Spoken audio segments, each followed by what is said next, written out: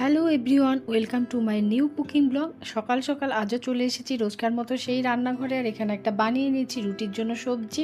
কড়াইতে হালকা একটু তেল, কাঁচা লঙ্কা, পাঁচফোড়ন আর হিং ফোড়ন দিয়ে আমি সবজিগুলো ছেড়ে দিলাম। এটা একটা মিক্স সবজি হবে, খুব কম তেল মশলায় সবজিটা বানিয়ে নেব। একটু নুন দিলাম, আর প্রয়োজন মতো অল্পই হলুদ দিতে হবে। খুব বেশি হলুদের দিলে সবজিটা ভালো লাগবে না, যেহেতু তেল মশলা সব কিছু কম। একটু সাঁতলে নিয়ে জল দিয়ে দিলাম, একটা টমেটো দিয়ে দিলাম। আর সবজি কিন্তু প্রায় রেডি হয়ে গেছে, সেদ্ধ হয়ে গেছে। দিয়ে দিলাম একটু ব্যালেন্সের জন্য চিনি, আর একটু আটা দিয়ে দিলাম। আটা দিলে একটা মাখো মাখো ভাব আসে। ধনেপাতা নেই বলে আমি এখানে একটু সামান্য কসুরি মেথি দিয়ে দিলাম। ধনেপাতা থাকলে বেশি ভালো লাগে এই সবজিটা খেতে। ছেলের জন্য চা বানিয়ে নিয়েছি, আর সাথে আমি একটু চা পরে যাতে খেতে পারি তাই ফ্লাক্সে একটু ঢেলে রেখে দিলাম।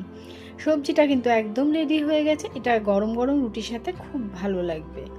আর এই রকম হেলদি সবজি আমি কিন্তু ওই অল্প তেল মশলাতেই করার চেষ্টা করি।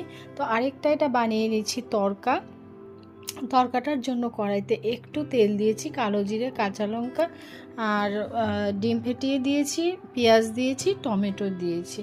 এটা সব ডালটা সেদ্ধ করে রেখেছি, তরকার ডালটা। তারপরে ফোড়নটা ভাজা ভাজা হয়ে গেলে দিয়ে দিলাম। আজকে সকালে ভাতের কিছু রাখিনি। ভাতটা ছেলে ম্যাক্সিমাম দিন ভাতই খেয়ে যায়, বাট আজকে রুটি করেছি। এবার আমি রুটিগুলো ভেজে নিচ্ছি। আর এখন শুনি যে রুটি নাকি ডিরেক্ট গ্যাসে ছাঁকতে নেই, ছ্যাঁকা রুটি একদম ডিরেক্ট গ্যাসে খেতে নাই। গ্যাসের ওপরে ডিরেক্ট হিটে রুটিটা ছেঁকতে নেই। চেষ্টা করি তাওয়াতেই ফোলানোর, তবে সব রুটি কিন্তু সেভাবে ফোলে না। তো খাবারটা ছেলেকে দিয়ে দিচ্ছে। আর আজকের এই ভিডিওটা এটুকুই। ভালো লাগলে অবশ্যই একটা লাইক, কমেন্ট করো। আবারও কোনো নতুন ভিডিও নিয়ে চলে আসবো। তোমরা পাশে থেকো, সাথে থেকো। Thank you.